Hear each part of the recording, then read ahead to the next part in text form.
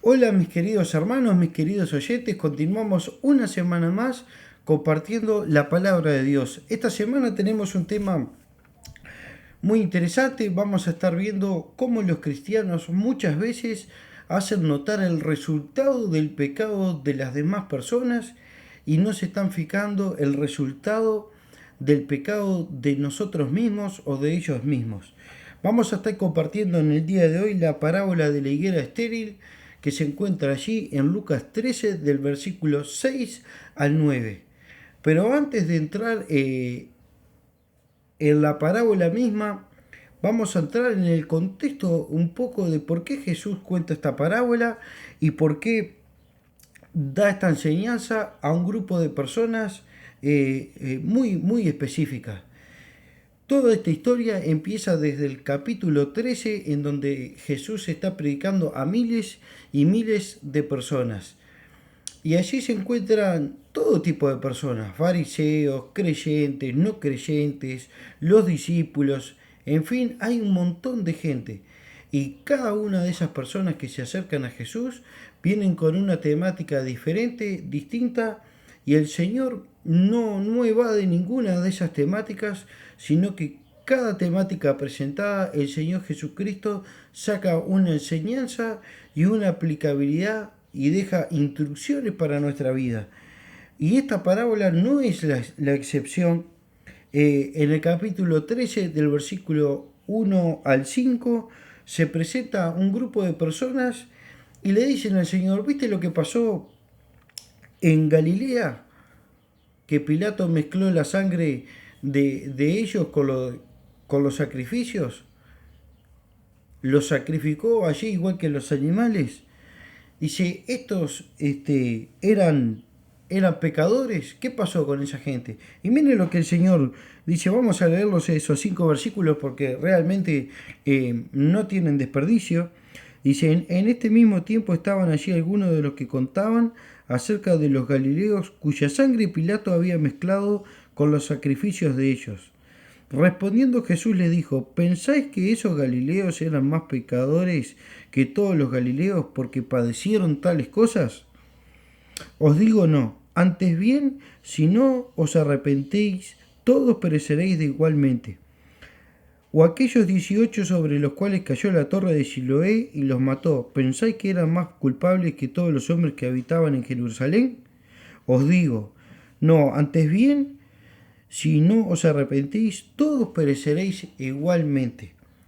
Estos hombres llegan y dicen, ¿qué pasó con aquella historia, con aquel hecho? ¿Eran tan pecadores que Pilato los mató en el mismo templo? Y Jesucristo los tiene que frenar y les tiene que decir, no eran más pecadores. El pecado de todos es igual.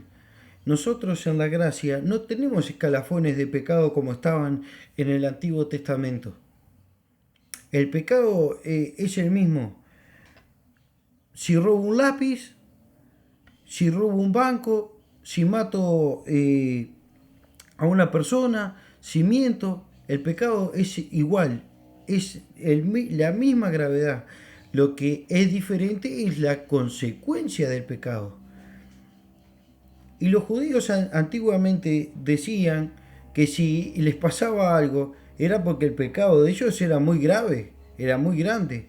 ¿Ustedes no se acuerdan de aquel muchacho que era ciego de nacimiento? Y los discípulos le preguntaron a Jesús, ¿de quién es la culpa? ¿De este o de sus padres? Y Jesús los tiene que frenar y les tiene que decir, no, la culpa no es ni de él ni de los padres, sino que Él está así para que se vea la gloria de Dios en el milagro que Él recibió después. Y muchos de nosotros, los cristianos, vamos por el mundo acusando el pecado de los demás y diciendo que el estado actual de aquellas personas es debido al pecado que cometieron. Y muchas veces queremos poner por debajo de la alfombra el pecado de nosotros. Y no es así, y el Señor se los dice, se los dice clarito. Dice aquellos que estaban en la torre de Siloé y murieron, ¿eran más pecadores que los galileos? ¿O todos, de todos aquellos que estaban en Jerusalén? Yo creo que no. Y el Señor se los dice, bueno, dice, si ustedes no se arrepienten, van a sufrir las mismas consecuencias. Quizá no ver la muerte física por un accidente o por una tragedia, pero después de la muerte van a tener el mismo fin que todos los demás pecadores.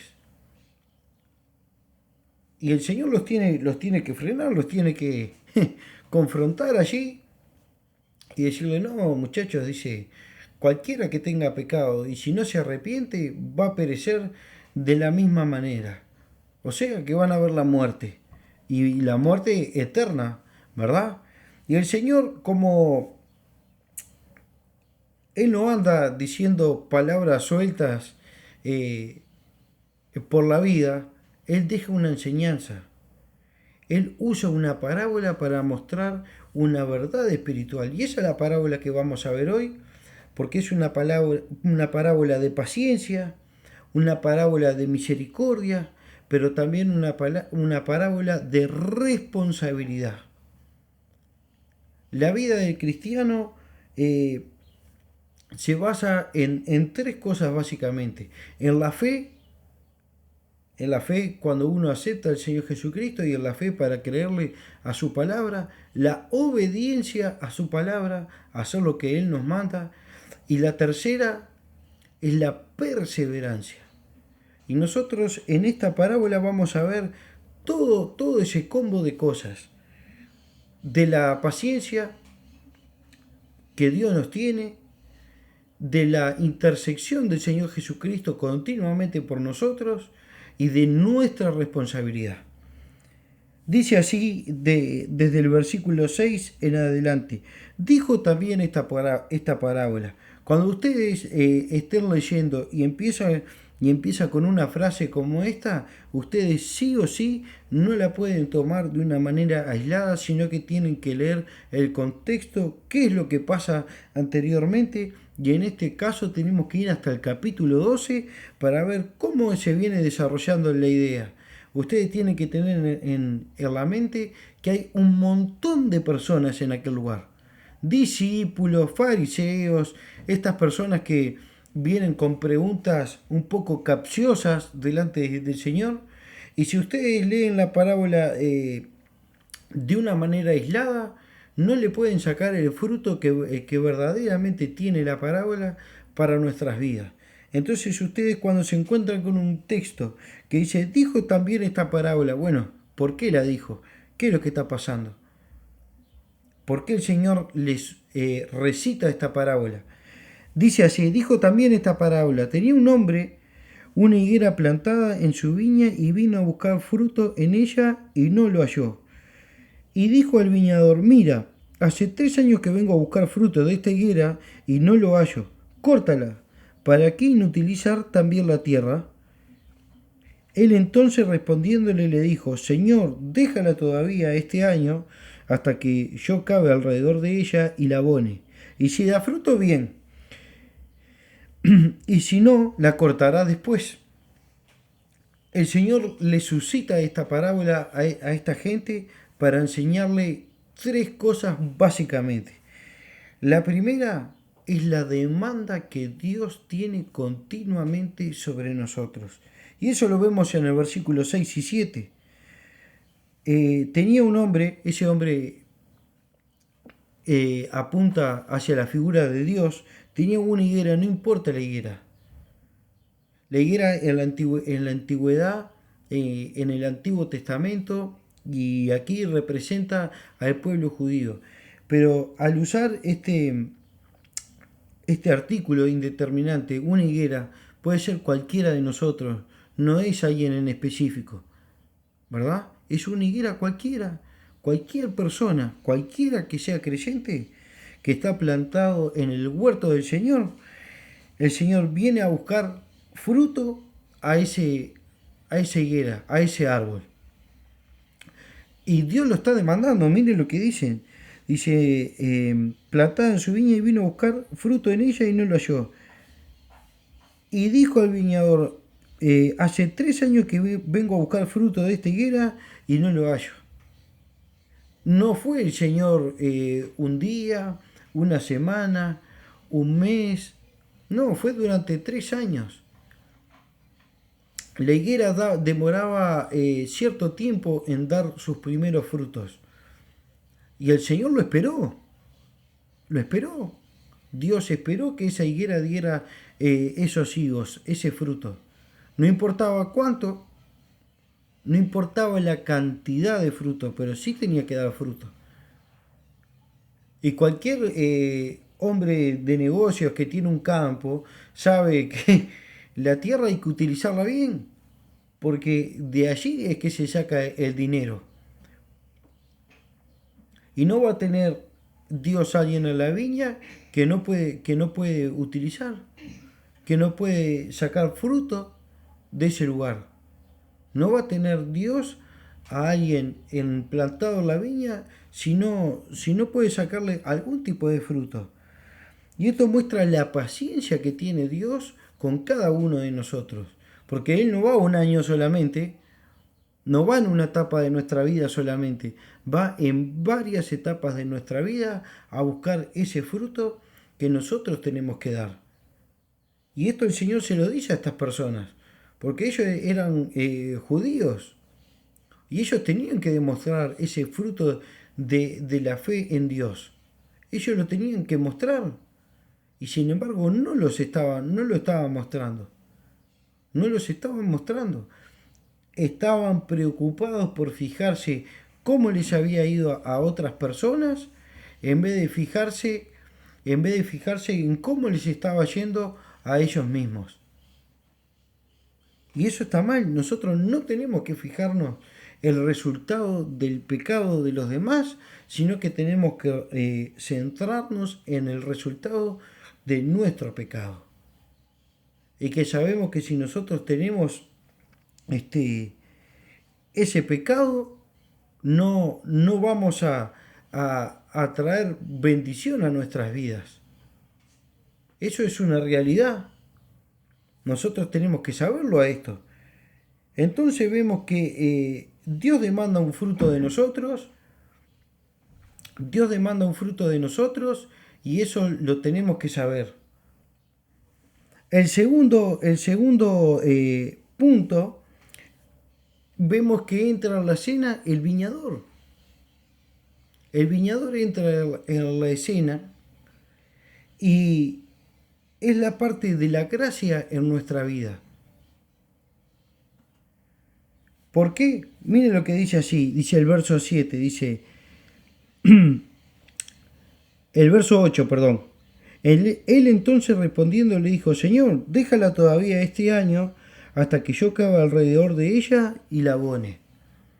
El Señor Jesucristo se pone en el papel del viñador. Y evidentemente el viñador tiene una buena estima con el dueño del campo. Porque el campo es de él y él puede decidir perfectamente decir, cortame la higuera esta que no está sirviendo para nada, no está dando fruto, me está inutilizando la tierra, me está ocupando el lugar, yo puedo plantar cualquier cosa allí que me dé el fruto que yo estoy esperando. Y sin embargo el viñador le dice, Señor, ¿por qué no aguanta este año que yo cave las raíces, la abone y esperemos que dé fruto? No era un viñador cualquiera porque el dueño del campo escucha al viñador.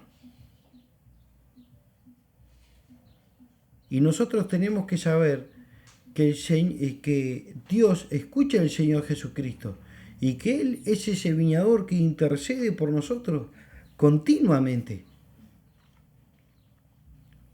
Porque nosotros, como dice la palabra, ¿sabemos pedir lo que nos conviene? No sabemos. Por eso el Espíritu Santo intercede por nosotros. Porque nosotros tenemos una mente finita, pensamos en nuestros deleites muchas veces, como dice Santiago, dice, pedís para vuestros deleites. Pedimos para que no me falte nada en casa, para que tenga salud, para que no tenga problemas. Y no sabemos interceder como tenemos que interceder. Y está el Señor Jesucristo cumpliendo esa función, intercediendo a la diestra del Padre por cada uno de nosotros. Y es el caso de nuestras vidas hoy en día. Muchos de nosotros, hermanos, nos pasamos de hojas. Tenemos siempre muchas hojas y pocos frutos. Y nosotros tenemos que tener muy claro esto. Nosotros lo tenemos que saber, que no podemos llenarnos de hojas y mostrar pocos frutos. Y el Señor Jesucristo siempre está allí intercediendo por nosotros. Intercedió delante de aquel hombre, de Dios mismo, y le dice: Señor, déjala este año. Dice: mire, hasta que yo cabe alrededor de ella. El Señor siempre va a estar sacando lo que está mal, va a descubrir nuestras raíces, cuál es el verdadero problema de nosotros. Para eso está la palabra, para eso está el espejo de la Biblia que continuamente nos está mostrando dónde nosotros estamos equivocados, dónde nosotros estamos fallando, a través de su palabra. Y eso lo hace Jesús, su palabra, con el redarguir del Espíritu Santo que tenemos todos los días con nosotros. Él va a cavar alrededor de nosotros, va a exponer nuestras raíces y nos va a abonar. Y muchas veces no nos gusta que el Señor nos abone. ¿Por qué? Y porque muchas veces el abono que el Señor utiliza con nosotros es la prueba de la vida, es esa dificultad, es esa zancadilla que nos hace el enemigo. El Señor utiliza todas esas cosas para abonar nuestras raíces, para que en nosotros nos hagan crecer. Y no demos solamente hojas, porque las personas que están afuera no se alimentan de las hojas, hermanos, se alimentan de los frutos. Y si nosotros no mostramos frutos, esos frutos, como dice la Biblia, dignos de arrepentimiento, que mostramos un cambio genuino en nuestra vida para mostrárselo a los demás y que los demás vean lo que Cristo hizo en nuestras vidas. Pero si no, si damos pura hoja, es como dijo el dueño de la viña, es como dijo el dueño del campo. ¿Para qué está esta higuera acá? ¿Para ocupar el lugar en la iglesia? ¿Para fijarse en el pecado de los demás y no se fija en su propia vida? Entonces nosotros tenemos que tener claro que el Señor está de nuestro lado. El Señor es ese viñador que separa todo lo que hay alrededor de nosotros, descubre las raíces, Él descubre hasta lo más profundo de nuestro corazón, saca lo que está mal, pone abono, tapa las raíces y espera. Espera que nosotros tomemos buenas decisiones, pero Él está allí continuamente esperando a que nosotros demos ese fruto, intercediendo frente al Padre. Él lo hace continuamente por amor, todos los días, sin pereza como tenemos algunos de nosotros. Ustedes imagínense, hermanos, que el Señor se canse o se levante mal de una nube y durmió mal en la noche. Hoy no tengo ganas de escuchar ninguna oración ni de interceder por ninguno de estos filisteos que están en la tierra.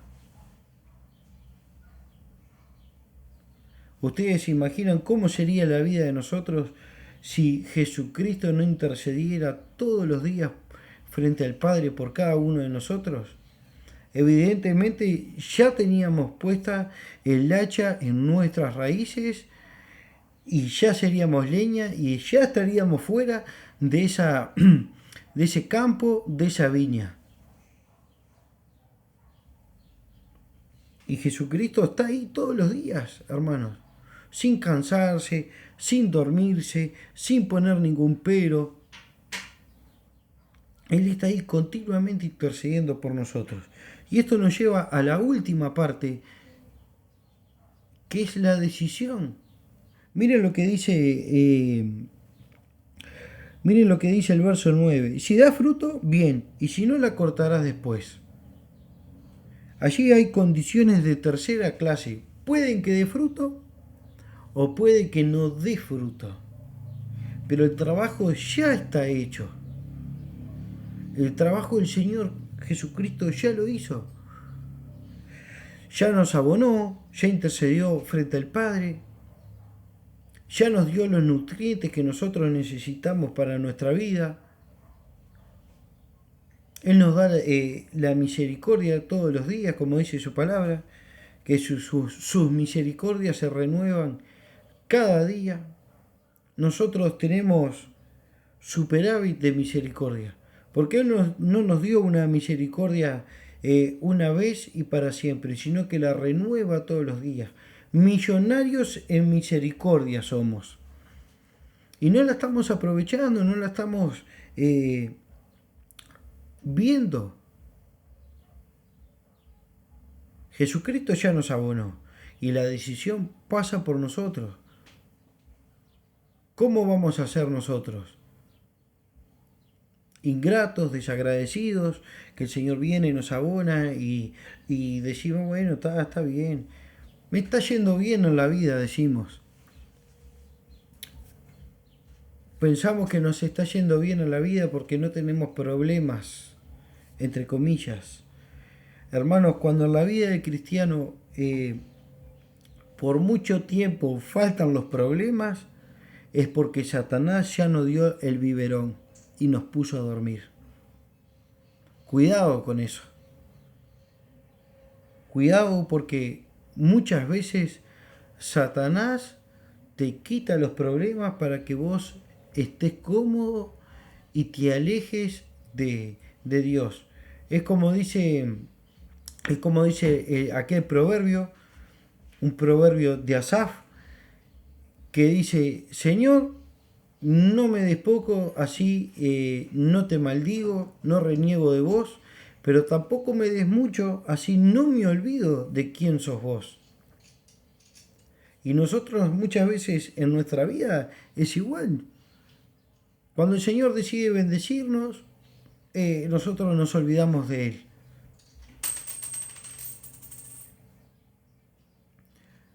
Muchas veces nos olvidamos de Él y pensamos que está todo bien, y ahí es cuando viene Satanás y nos da el biberón y nos pone a dormir la siesta. Y nosotros estamos ahí, en nuestra vida de confort, sin ningún problema, siendo cristianos de puras hojas.